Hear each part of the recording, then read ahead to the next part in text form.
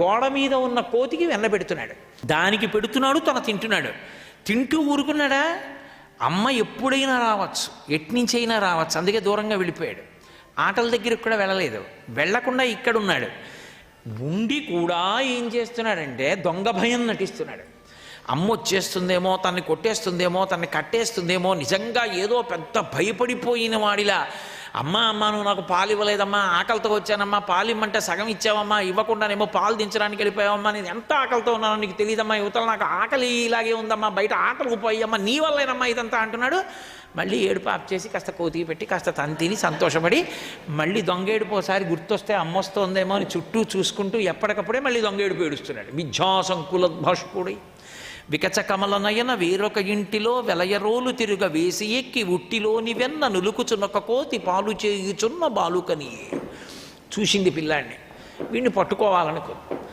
ఆవిడ చడి చప్పుడు అవ్వకుండా కాళ్ళకి మంజీరములు ఉంటాయి, ఎంత జాగ్రత్తగా నడిచినా అవి గజ్జలు చప్పుడు అవుతాయి.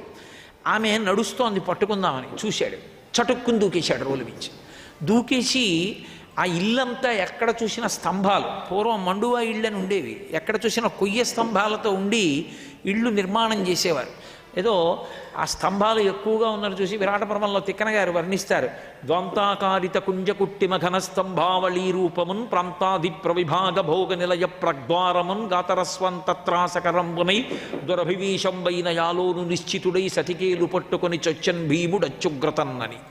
అన్ని స్తంభాలతో ఉంటుందిట నర్తనశాల. అలా అనేకమైన స్తంభాలతో ఉంది ఇల్లు. ఈవిడ వెనక పరిగెడుతోంది, ఆయన ముందు పరిగెడుతున్నాడు. ఆయన ఇంత బుడతడం, ఈవిడ తల్లి. ఈవిడ ఎక్కడ పరిగెట్టగలదు ఆయనతో సమానంగా?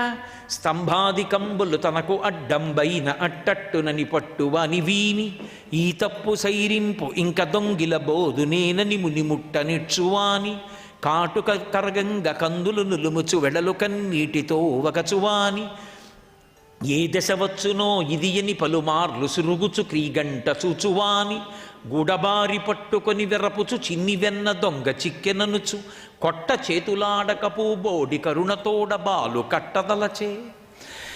అది స్తంభాలతో ఉన్న ఇల్లు కాబట్టి ఆవిడ పరిగెడుతోంది. ఆయన చిన్నవాడు, ఏదో పెద్ద స్తంభం చాటున దాక్కునేవాడు. దాక్కుని అమ్మ ఇటు, ఆయన అటు, ఆయన అటు వద్దామని ఈవిడ ఇటు వెళ్ళడం, ఆవిడ ఇటు రావడం, మళ్ళీ అటు వెళ్ళడం, అటు వచ్చినట్టుగా పరిగెత్తినట్టు పరిగెత్తడం, ఆవిడ అటు పరిగెత్తేటప్పటికి ఇటు నుంచి పారిపోతూ ఉండడం. పాపం ఆవిడేమో అలిసిపోతోంది, ఈయనేమో స్తంభం చాటున దాక్కొని ఆవిడటు స్తంభానికి అటు నించుంటే, అమ్మ నా తప్పైపోయిందమ్మా, నేను ఇంకెప్పుడు దొంగతనాలకు వెళ్ళనమ్మా, ఎప్పుడు వెన్న తిన్నమ్మా, అమ్మ నా మాటనమ్మా, ఇవి ఒక్కసారికి వదిలియమ్మా, అమ్మ నన్ను కట్టకమ్మా, అమ్మ నన్ను కొట్టకమ్మా అంటున్నాడు. దొంగేడు పేడుస్తున్నాడు, కళ్ళు నిలిమేసుకుంటున్నాడు, చేతుల నిండా కాటుక, ఈ బుగ్గల నిండా ఇక్కడ వరకు కాటుకైపోయింది, కళ్ళు ఎర్ర పడిపోయాయి.